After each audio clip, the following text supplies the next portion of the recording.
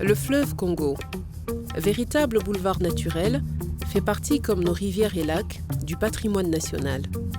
Les voies de navigation ont un rôle clé dans le développement de la République démocratique du Congo. Elles sont vivantes.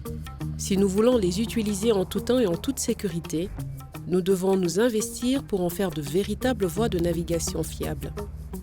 L'amélioration de la navigabilité facilite le transport des aliments et de produits de première nécessité.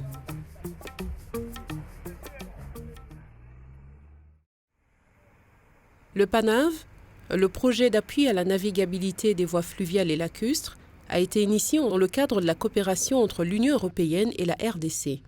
Il prend fin en 2019. Le projet a mobilisé 60 millions d'euros. Cette somme a été investie sur 2400 km du fleuve Congo, la rivière Kasaï et le lac Tanganyika.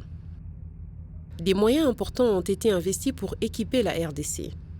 La Régie des voies fluviales, la RVF en particulier, a reçu des bateaux et canaux hydrographiques et du matériel moderne de balisage. Le projet a veillé notamment à effectuer des travaux pour installer des signaux de balisage fixes et mobiles.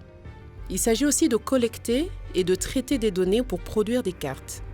Ce travail cartographique permet de repérer les passes critiques et dangereuses.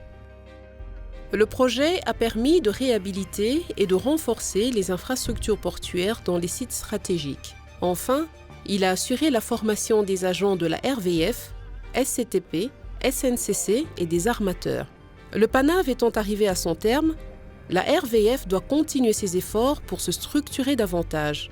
Elle pourra ainsi contribuer de façon substantielle à pérenniser ses acquis tout en renforçant son mandat. Grâce aux réalisations initiées par le PANAV, le fleuve Congo et la rivière Kasaï sont aujourd'hui plus sécurisés. Cela a permis d'augmenter la sécurité des échanges, du transport des personnes comme des marchandises. Mais le pays a un très grand nombre d'affluents. Là aussi, nous devons améliorer la navigation. Le développement des voies navigables représente une véritable opportunité de relance du secteur du transport par voie d'eau d'intérieur. C'est pourquoi tous les acteurs clés en RDC doivent s'approprier ces réalisations tout en prenant la relève. Des ateliers ont été ainsi organisés pour informer les parties prenantes et échanger sur les résultats atteints. Cela a permis d'aboutir notamment à un plan d'action stratégique à travers la mise en place d'un partenariat public-privé fort. Enfin, les intervenants ont souligné l'importance de continuer les efforts en cours, en particulier les travaux de protection des signaux de balisage et la mise à jour des cartes de navigation. Les cours d'eau et lacs ont une place importante comme mode de transport. Ils permettent de garantir l'accès aux marchés et aux services sociaux et administratifs et de désenclaver les zones reculées. Nous avons aujourd'hui une opportunité d'amener à une plus grande échelle le développement socio-économique de la RDC. Cela passe par un engagement fort des acteurs clés, en particulier du secteur privé. Il s'agit à terme d'améliorer progressivement la navigabilité sur plus de 25 000 km de voies de navigation du pays.